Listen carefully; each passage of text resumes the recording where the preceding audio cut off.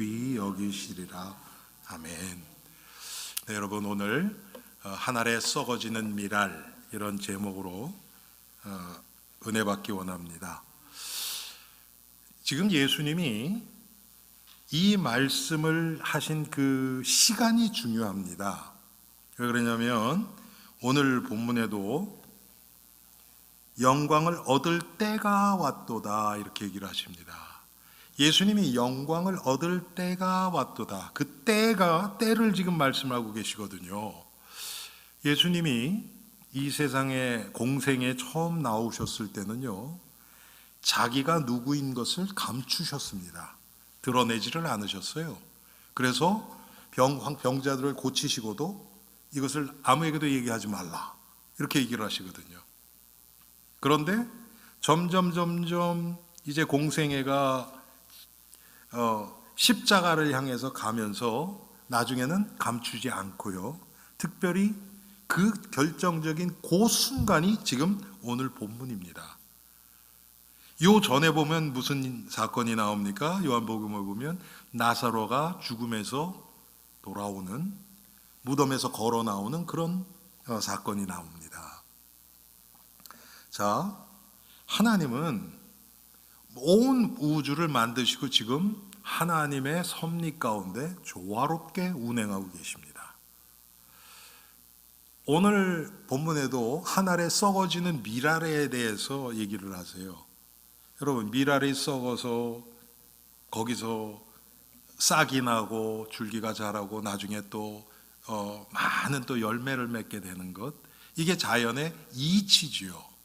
이것을 통해서 우리가 오늘 교훈을 받기를 원합니다.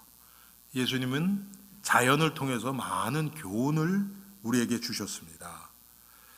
여러분, 이 세상에 저도 가끔 보면은 이 동물의 세계, 식물들이 이런 그 자라나는 뭐 이런 것들, 그런 것들을 보면 참 놀라워요. 야, 하나님이 어떻게 이렇게 하셨는가. 여러분, 오늘 지금 눈이 온다 그러잖아요. 제가 과거에 들으니까 눈이 좀 와야 된대요, 겨울에. 왜 그러냐면 비만 오면, 비는 한번 오면 그냥 싹 쓸어 내려가죠. 근데 눈은 쌓여 있다가 천천히 녹으면서 이 땅에 스며들기 때문에 훨씬 더 좋다는 거예요, 이 식물들에게, 자연에게는. 아, 그럴 수도 있겠구나. 하나님이 이 우주를 지금 운행하시는 그 방법들을 보면 너무나 놀랍습니다. 여러분, 그 그랜드 캐년 아시죠? 여기 가보신 분도 계시겠죠. 저는 못 가봤습니다만, 그랜드 캐년 그 꼭대기에, 산 꼭대기에 새우가 산다면 여러분 믿으시겠어요? 새우. 그런데 있대요, 새우가. 이상하죠? 가끔 비가 온대요, 거기. 가끔. 그러면 비가 오면 알로 있던 게 그때 깬대요. 그래서 죽기 전에 또 알을 낳고 죽는 거예요. 참 희한하죠? 제가 얘기를 들었더니 알래스카 완전히 꽁꽁 얼는 그 추운 거기도요, 모기가 산대요. 여러분, 우리가 상상이 안 되죠? 거기 모기가 산대요. 직접 알래스카에서 모기에 물렸던 분한테 제가 들은 거예요. 희한하죠, 여러분? 우리의 생각하고 많이 다릅니다. 우리가 이 만물을 통해서 배울 게 참 많죠. 요즘은요, 어떤 동물들보다도 인간이 못할 때가 참 많아요. 어떤 동물들은 평생 자기 짝이 딱 하나예요. 그렇죠? 딱 하나예요.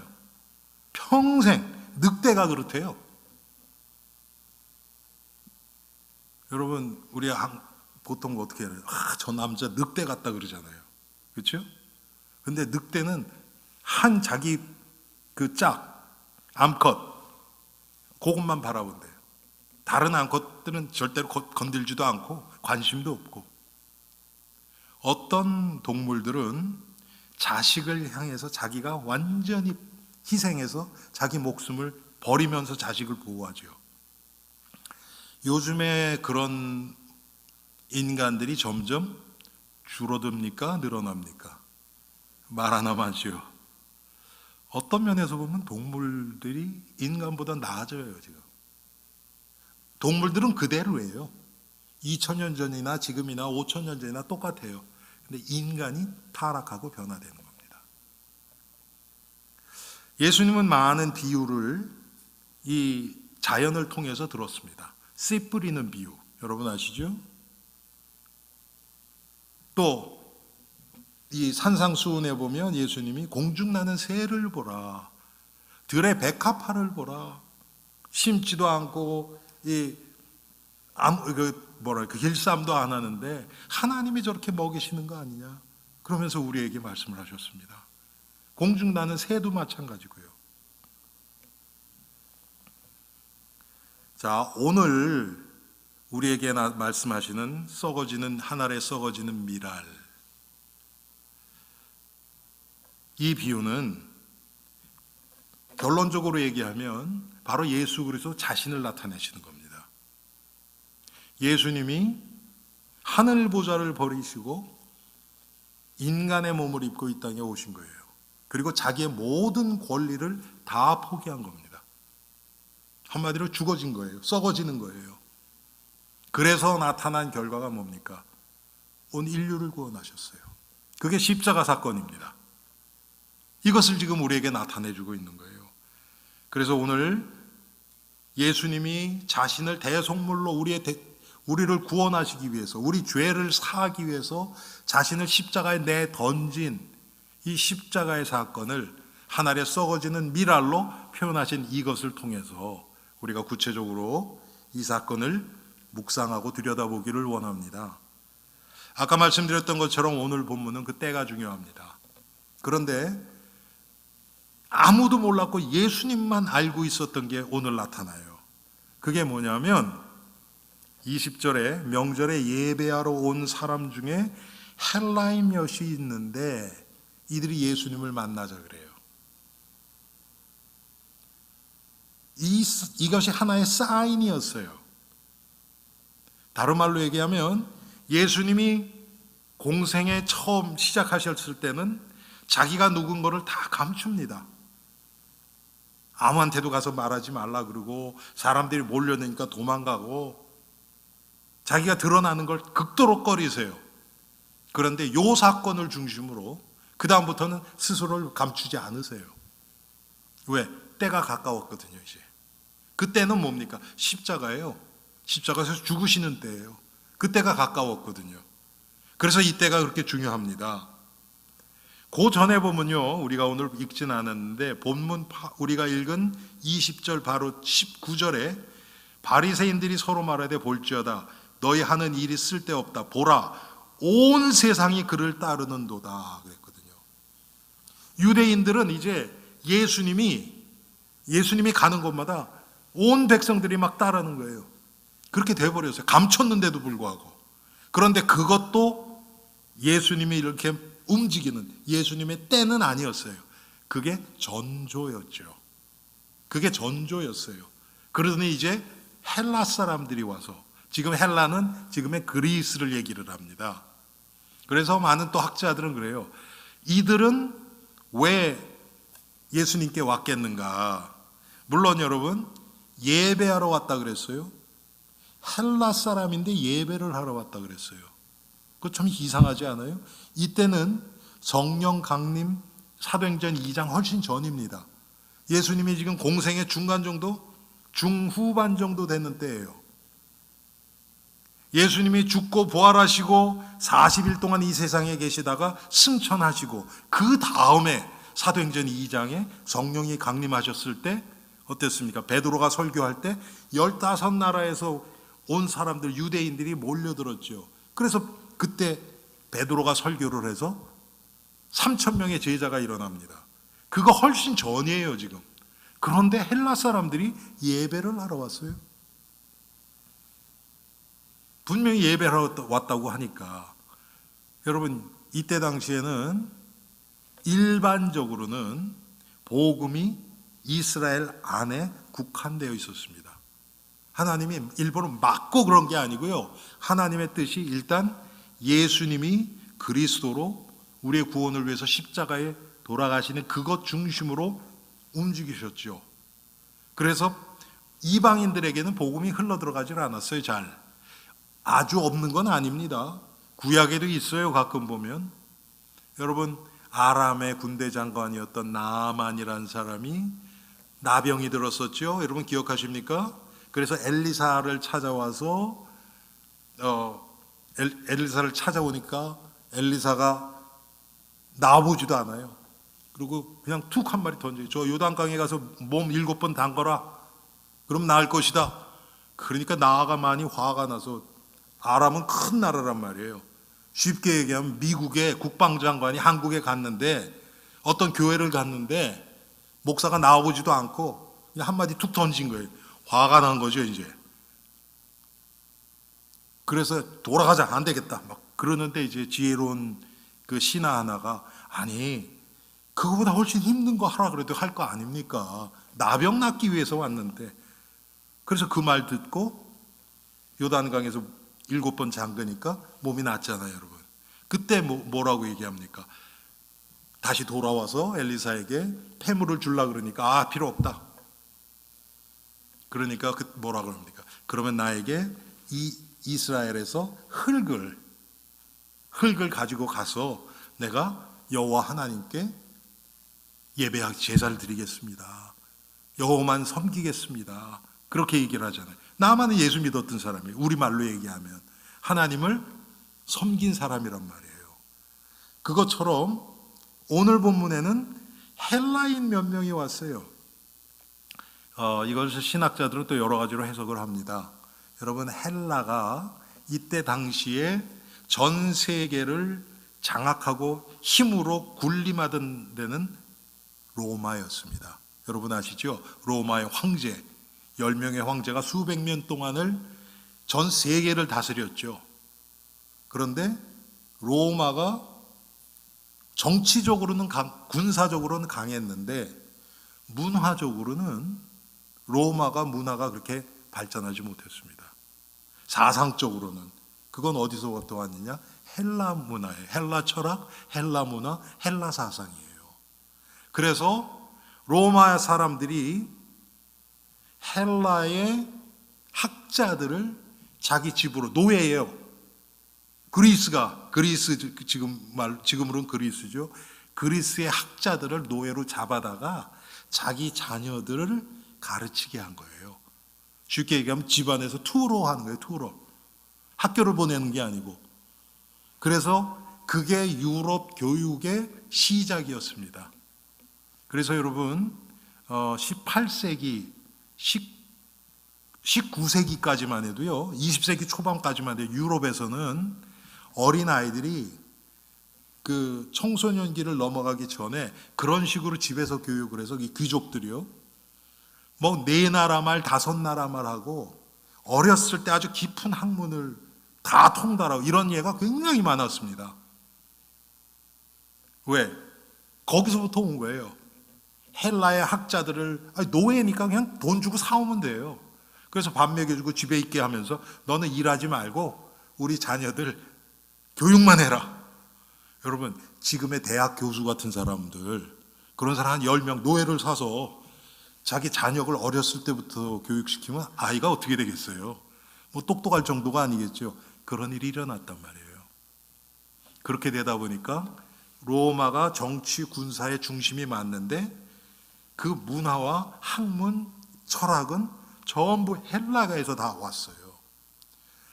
헬라 사람들은 그래서 상당히 이지적이고 논리적이고 그렇습니다.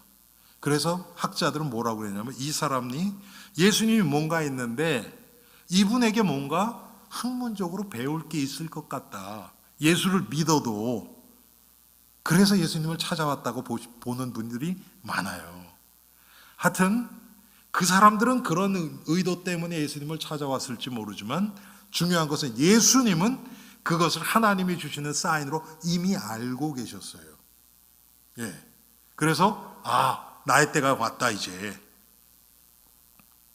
예수님 뭐라고 말씀하십니까? 인자가 영광을 얻을 때가 왔다.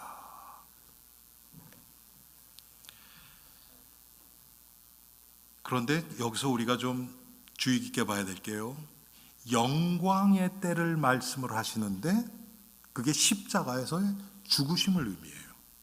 여러분, 우린 영광 그러면 죽음하고는 거리가 멀잖아요. 그런데 예수님이 말씀하시는 영광은 죽음과 연결된 영광이에요. 여러분, 예수님만 그렇겠습니까? 우리들도 똑같아요. 영광에는 반드시 죽음을 거쳐야 돼요.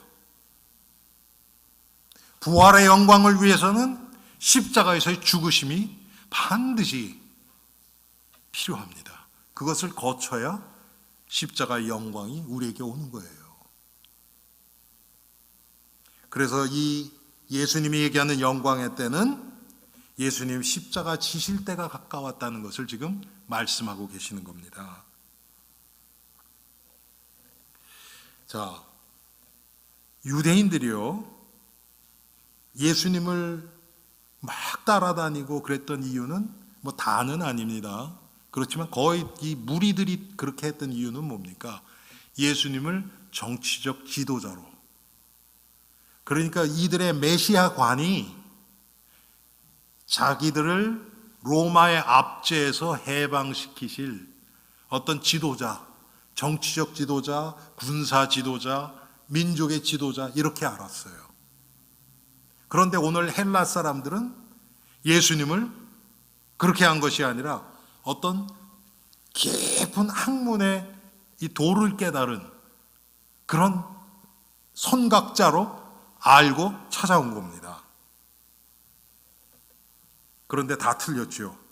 예수님이 지금 오늘 본문을 통해서 말씀하시는 그 예수님의 때는, 영광은 뭐냐면 죽음을 통한, 십자가를 통한 영광을 나타내고 있는 것입니다.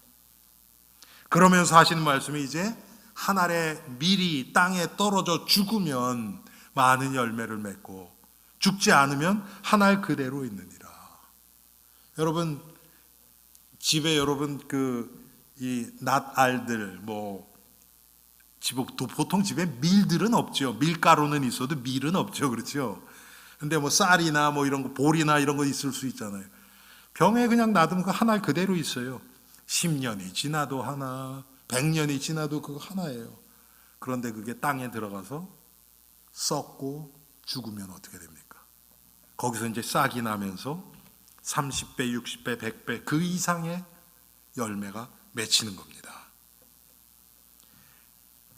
그래서 한 알에 한 알에 썩어지는 밀알을 십자가에서 우리를 위하여 죽으신 그 예수님을 지금 이 비교하면서 이 말씀을 여러분들이 하고 계시거든요. 우리가 그렇게 이 본문을 보시면 여러분들 훨씬 더 아마 깊은 이해가 되실 것입니다.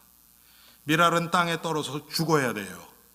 예수님이 이 땅에 오신 목적은 우리를 위해서 십자가에서 자기 생명을 던진 거예요. 죽는 거예요. 그게 썩어지는 거예요. 그래야 부활의 영광이 있죠. 부활의 십자가와 부활의 영광 후에 그 결과로 우리에게 생명이 주어진 거 아닙니까? 누구든지 저를 믿으며 멸망하지 않고 영생을 얻게 하려 하심이라. 이게 바로 한 알에 썩어지는 밀알이 썩어져야 될 이유입니다. 밀알은 자기의 모든 것을 버릴 때 열매가 맺혀져요. 예수님도 십자가에서 자신을 완전히 죽으심으로 인류의 구원자가 되셨습니다. 이사야서 53장 12절에 보면, 이는 그가 자기 영혼을 버려 사망에 이르게 하며 범죄자 중 하나로 헤아림을 입었음이라.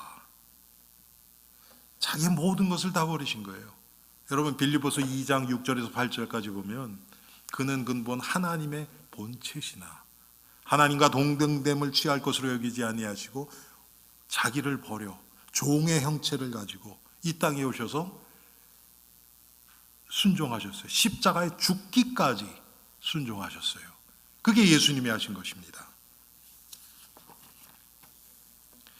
하늘의 밀이 썩어지는 그 삶을 통해서 하나님 우리에게 우리의 옛사람이 계속 죽어지고 그 죽어진 결과로 부활의 주님의 능력이 우리를 통해서 나타날 것을 우리에게 알려주고 있는 것입니다. 여러분, 제가 그런 생각을 참 많이 들어요. 제가 지난 연말에도 저희 아버님께 갔다 왔고 우리 친척들을 또 많이 봤고 또 얼마 전에 또 엊그저께 저희 사촌 누님이 또 한국에서 오셨어요. 그래서 우리 그룹 카톡이 있거든요. 그런데 점점 더 제 마음속에 그런 생각이 드는 거예요. 우리 선조들의 기도와 그분들의 예수를 믿으면서 희생과 이런 것들의 결과를 열매를 내가 따먹고 있는데 저는 그걸 정말 많이 느끼거든요. 여러분 뭐 여기 오래되신 분들은 저를 한 20, 30년 아신 분들 많이 계시잖아요. 하나님이 정말 저를 이렇게 붙들고 계시는 게 제가 느껴져요. 뭐 제가 아무것도 잘난 것도 없고 내놓을 것도 없는 사람인데 그러면서 오는 게 뭐냐면 그래 우리 선조들의 그런 희생들 여러분 뭐 저는 지금 가족을 얘기하고 있지만 여러분들은 뭐 다릅니까? 우리 대한민국의 신앙의 선조들이 얼마나 많은 순교의 피를 흘렸습니까? 일제시대 때 6.25 때 신앙을 지키기 위해서 목숨을 내던진 순교자들이 상당히 많고요. 이 복음을 그대로 순수하게 지키기 위해서 많은 희생과 그 어려움을 다 겪었습니다. 우리에게 복음을 전달해 주기 위해서. 그런데 우리는 어떻고 있는가? 우리는 지금 어떠가고 있는가? 우리 후대들에게 지금 뭐를 남겨주고 있는가? 그런 생각을 하면요, 제가 마음이 굉장히 많이 아파집니다.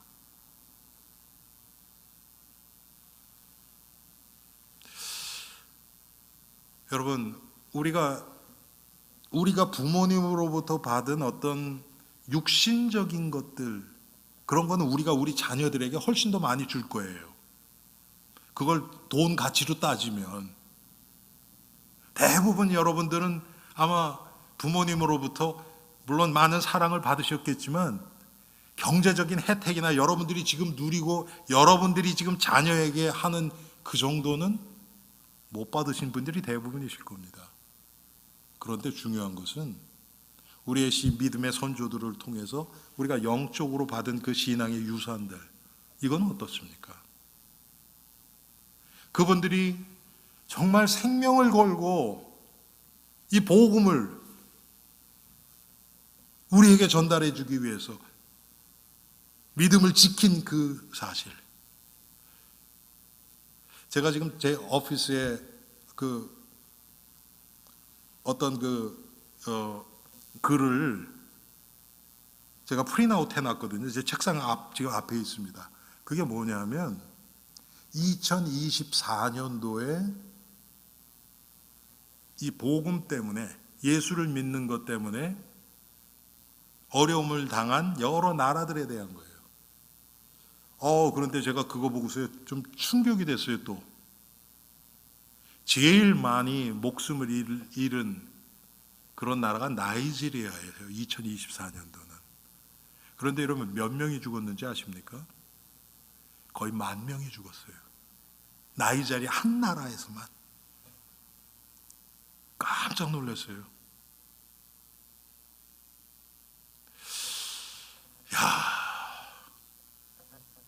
그거 말고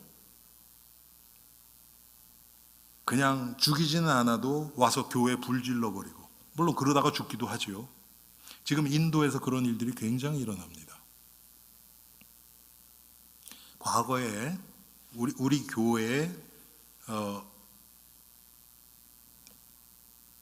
안수지 집사님이셨고 장로님이셨던 분이 있어요. 제가 처음 이 교회 왔을 때, 지금 인도 선교사로 가 계세요. 장로님인데, 그분한테 제가 이게 뉴스가 계속 옵니다. 소식이. 그거 들어보면 옆 동네 어느 교회가 불탔고 이런 얘기들 계속해요. 기도해 달라고. 참 여러분, 지금 이런 일들이 막 일어나고 있습니다. 저는 그런 걸 보면요, 무슨 생각이 드냐면, 그래, 이분들의 희생을 통해서 그 나라, 그 후대들에게 복음이 어떻게 전달되어질까. 뭐 안 됐다, 불쌍하다 그런 마음보다도 그런 생각들이 참 많이 듭니다. 우리 대한민국도 그랬거든요.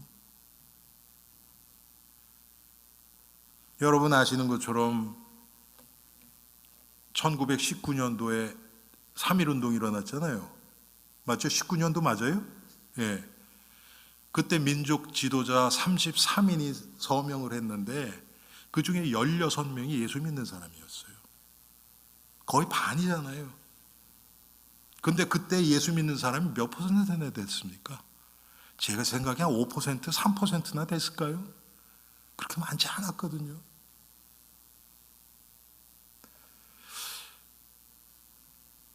지금 중요한 것은 우리입니다. 우리는 지금 우리 후대들에게 뭐를 남기고 있는가? 내가 썩어지지 않으면 열매 안 남아요.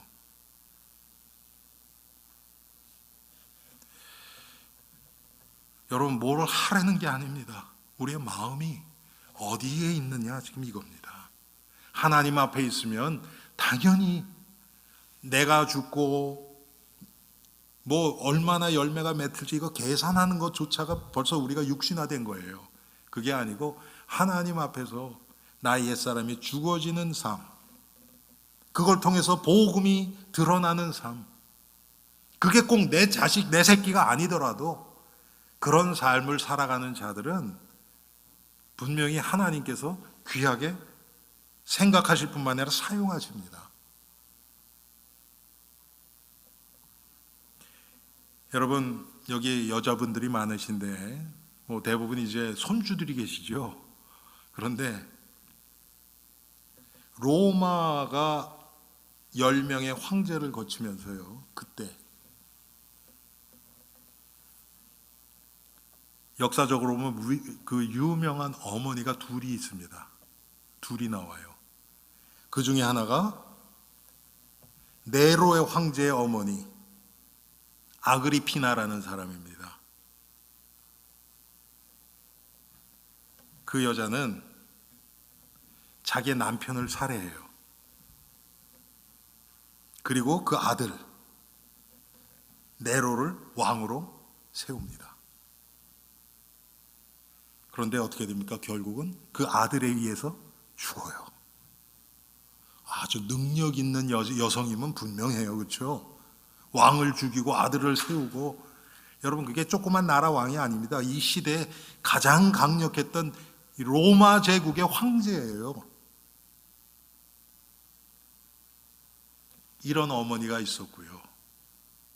또 하나는 우리가 아마 여러분 들어보신 분 계실 거예요. 성 어거스틴의 어머니 마니카, 영어로 마니카라고 하죠. 모니카죠. 모니카라는 여인이 있었습니다. 이 어거스틴은 이 젊었을 때 인생에 대해서 굉장히 갈등을 많이 했어요. 그래서 젊은 시절 거의 창녀촌에서 지내다시피 했어요. 술과 여자와 방탕과. 그런데 모니카가 이 아들을 포기하지 않고 계속 기도했습니다. 그 어머니의 이 기도, 이것을 통해서 하나님이 이 어거스틴을 변화시켰습니다. 그래서 여러분, 어거스틴은 사도 바울 이후에 최고의 신학자로 그렇게 사람들이 알고 있습니다. 이 기독교의 이 성경을요, 신학적으로 이렇게 탁 확립한 사람이에요. 우리가 잊지 말아야 할 것은 미랄 하나가 아니라는 거예요. 하나가 아니라는 거예요. 이 미랄 안에 있는 잠재력으로 한번 보세요. 제가 지난주에 화요일 날 우리 연봉 원사님이 지금 애쉬번에 사시는데 애쉬번 시니어 센터에 노인센터에 가잖아요. 거기에서 지난주가 올해 처음 모임이었거든요. 그래서 가서 이제 여러분 우리가 한 달 동안 못 모였으니까 여러분 연말 또 연초 어떻게 지냈습니까? 그랬더니 한 분이 얘기하는데 제가 은혜가 정말 많이 됐어요. 이분이 나오신 지 1년 정도, 1년 조금 넘었나 그래요. 근데 나중에 알고 봤더니 목사님 딸이에요. 그런데 몰랐던 거예요, 복음을. 전혀 몰랐던 거예요. 우리 아버지 그에 대해서 상처도 있고 지금 몸도 굉장히 안 좋고 그런데 이분이 이번 크리스마스 때 이제 복음이 자꾸 들어가니까 이제 성경이 다시 보이기 시작하죠. 집에 이렇게 크리스마스 트리하고 이렇게 데코레이션 이렇게 해놓잖아요. 지금 보니까 오늘 보니까 이거 치웠던데 우리 여기도 여러분 그 크리스마스 장식품들이 있었잖아요. 거기에 보면 뭐가 있습니까? 아기 예수 이렇게 있잖아요. 그렇죠? 말 구유에 있는 아기 예수 그걸 말씀을 하시면서 그냥 한 아기인데 이 아기 안에 온 인류를 구원할 그 미래가 그 안에 담겨 있는 거 아니냐. 그러면서 뭐라 그러냐 이분이 이제 크리스마스 지났는데 자기는 1년 내내 그것을 놔둘 거래요. 왜? 그 의미가 너무 귀하니까. 여러분 마찬가지 아닙니까? 똑같아요. 한 알의 미랄 하나예요. 그런데 이 미랄 하나를 통해서 이게 30배, 60배, 100배 그 다음에 또 그것이 또 심겨지고 썩고 온 인류를 먹여 살릴 수 있는 그런 양식이 될 수도 있잖아요. 어거스틴 같은 자 사람들이 다 손가락질하고 아유 저거 얼마나 그랬겠습니까? 그런데 모니카는 하나님 앞에서 그 아들을 붙잡고 계속 기도한 거예요. 지금까지도. 여러분 이 어거스틴은 이때는 뭐 중세 시대 전이니까 그때는 그냥 교회가 그냥 교회예요. 중세 시대 되면서 그 교회가 이제 캐톨릭화 되면서 변질됐지만 그 전이거든요, 이거는. 그래서 어거스틴은 구교 이 캐톨릭 신자들도 존경하고 우리 신교 교인들도 존경하고 그런 자입니다.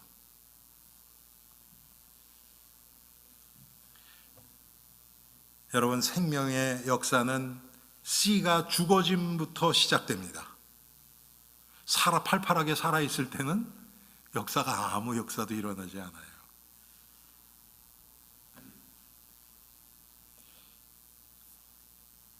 오늘 말씀처럼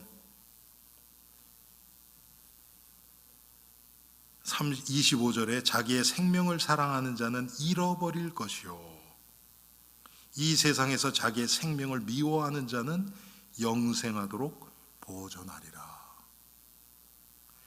보존하는데 내가 팔팔하게 살아서 보존이 안 된다는 거예요. 후대들에게 이 생명이 전달된다는 거예요. 그런데 내가 살아있을 때는 그게 안 보여요. 안 돼요. 나 하나 그냥 여러분 대부분의 사람들이 이 세상에서 나 하나 잘 먹고 잘 살고 그거로 끝납니다. 지금 이 시대는 더해요. 부부도 아니고 자식도 아니고 결국 나예요. 그래서 지금은 결혼도 잘 안 하고 자식들도 잘 안 낳고 이 세대가 그렇게 되잖아요, 여러분.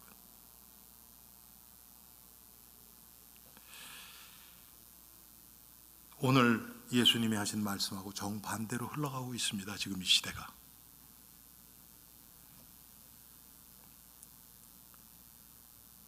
그런데 여러분 이 생명의 이 복음 이 한 알의 미랄이 작아 보이지만 여기에 성령의 능력이 더해지면 어마어마한 역사가 일어납니다.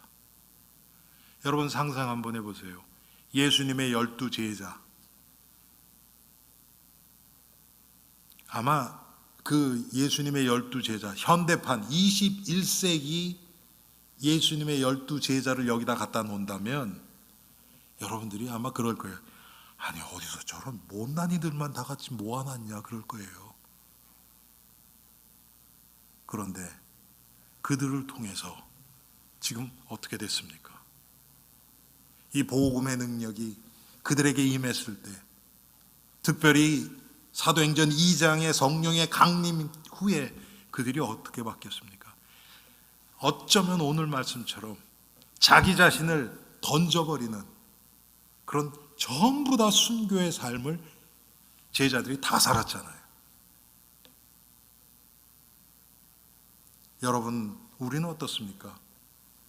아까 말씀드렸던 것처럼 우리가 핍박당하는 성도들, 전 세계에 흩어져 있는 선교사님들과 그 교회들, 텐포리 윈도 안에서 정말 복음을 위해서 이 복음을 지키려고 애쓰고 있는 성도들, 그들을 위해서 기도하는 게 기도의 순교자가 되는 거예요, 우리가.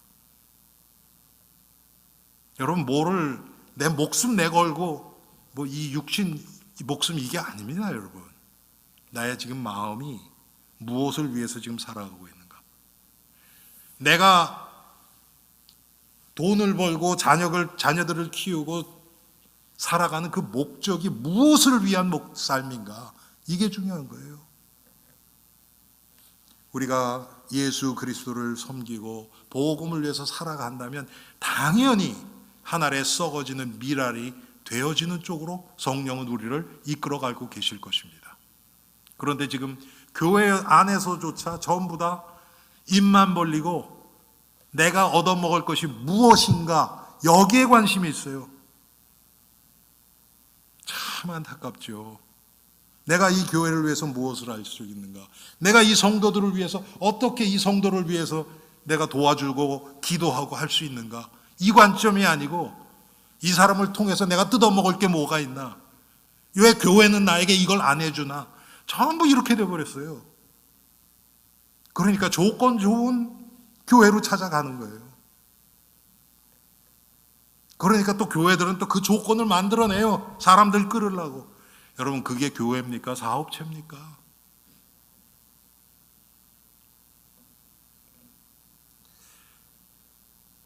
지금 이 시대는요, 제 생각입니다만 성도들의 이 세상 살아가는 기준이 뭐냐면 조금 주님을 위해서 그래도 주님 앞에서 살아가려고 하는 사람들이 하는 기준이 뭐냐면 남한테 해는 끼치지 말자 이거예요. 그게 성경의 기준입니까? 아니에요, 여러분. 썩어지는 미랄이 기준이에요. 해 안 끼치는 거 그건 아무것도 아니에요. 그냥 내가 귀찮아서 안 하는 거예요. 내가 그 사람한테 했겠지만 그 사람도 나 공격할 테니까 그게 싫어서 안 하는 것뿐이에요. 나를 핍박하는 자들을 품고 그들을 위해서 기도하고 끝까지 인내하는, 그게 여러분 내가 십자가를 지고 가는 거 아닙니까? 너무 계산적이 된 우리들이 아닙니까, 여러분? 하나님 앞에서 지금 이 뭡니까? 계산기 두드리고 있는 거 하나님 앞에서. 예수님의 오병이여, 그래. 떡 5개, 물고기도 2마리 얼마나 될까? 이 사람들이 배불리 먹었다 그러면 어느 정도 먹었을까? 이거 계산하고 있어요. 하나님이 하시는 일이 계산으로 나옵니까, 여러분?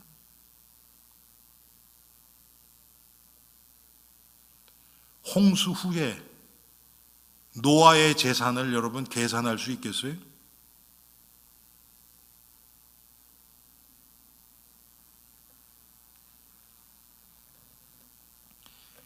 그래서 이 복음, 이 씨가 제대로 옥토에 뿌려질 때 30배, 60배, 100배의 열매를 맺는다고 말씀하셨습니다.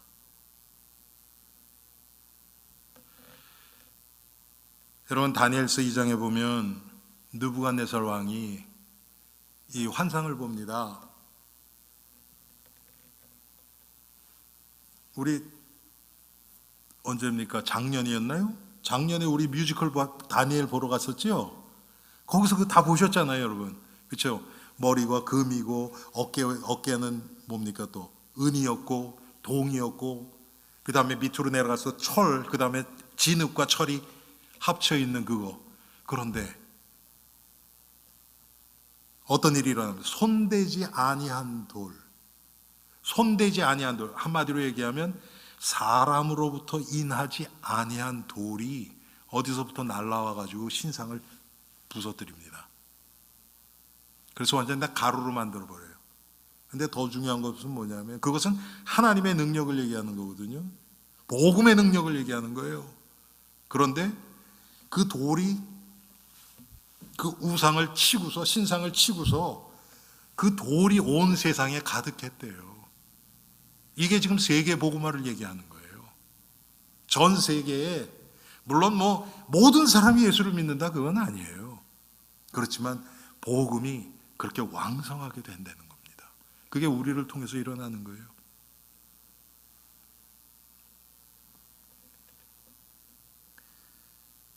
복음이 전파되는 곳마다 회복의 역사가 일어납니다. 제가 지난주인가 지지난주에도 말씀드렸죠.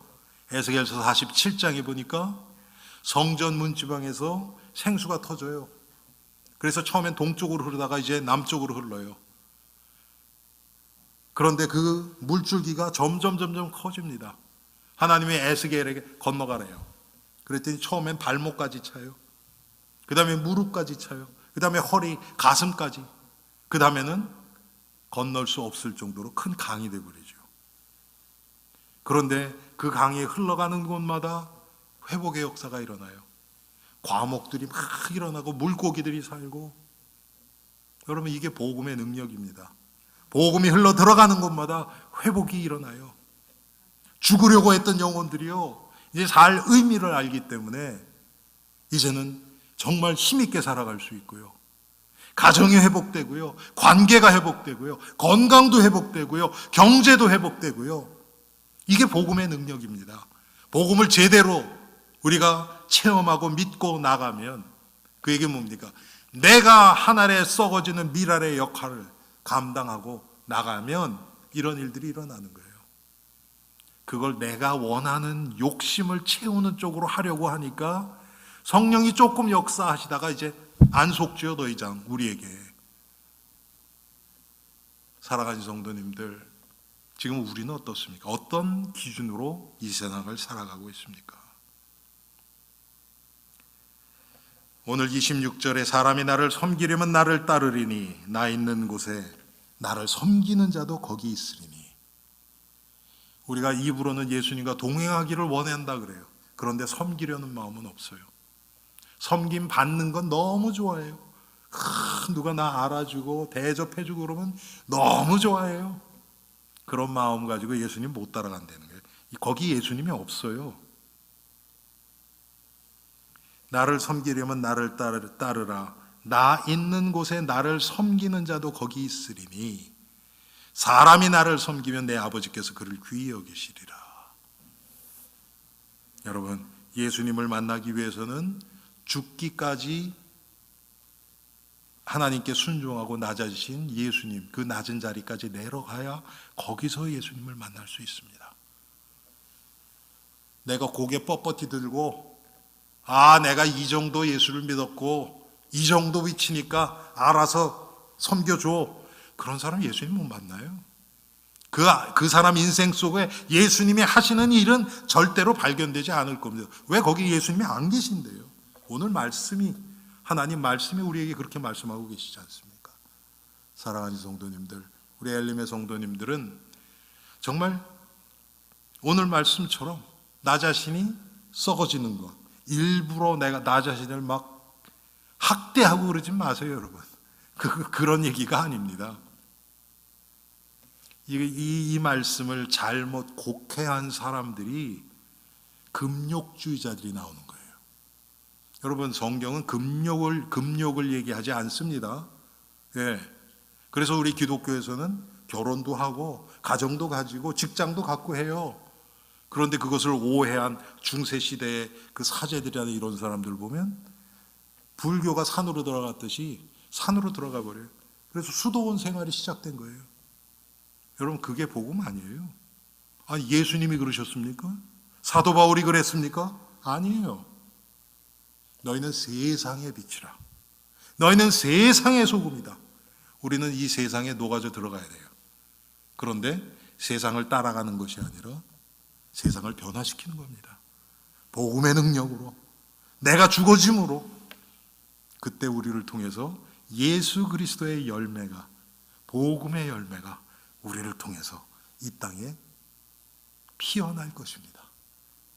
어쩌면 우리는 그 싹도 보지 못하고 갈 수도 있어요.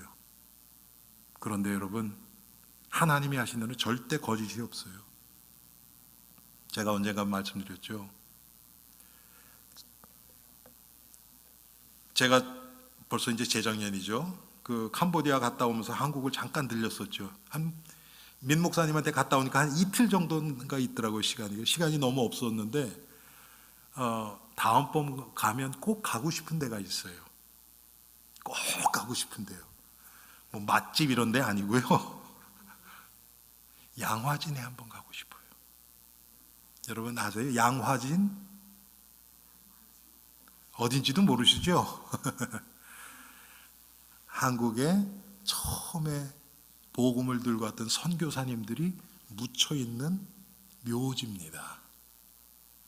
그게 제가 알기에는 그 한강변에 있어요. 용산 쪽이에요. 맞아요. 네, 그쪽에 있습니다. 거기 꼭 가고 싶어요. 정말 이름도 없이 빛도 없이 한국을 위해서 와서 정말 복음을 위해서 자기의 전 생애를 던지신 분들이에요. 여러분, 그분들이 한국이 이렇게 될 줄 알았겠습니까? 몰랐지요. 그런데 그분들의 그 희생들이 여러분 오늘 한국교회를 만든 거 아닙니까? 그럼 우리는 우리 후대에게 뭐를 남겨야 되겠습니까? 우리 자신을 하나님 앞에서 돌아보고 정말 2025년도 한 해가 이 하늘의 미랄, 썩어지는 미랄의 삶, 그런데 이 미랄이 예루살렘부터 땅끝까지 이것을 품고 우리가 나의 가정에서도 썩어지는 미랄, 우리 교회에서도 썩어지는 미랄, 이 버지니아, 이 내 주위에 있는 사람들에게도 썩어지는 미랄, 전 세계를 위해서도 기도의 순교자, 이 역할을 잘 감당하는 우리들이 되기 바랍니다. 기도하겠습니다. 사랑의 하나님, 오늘 예수님이 말씀하신 것처럼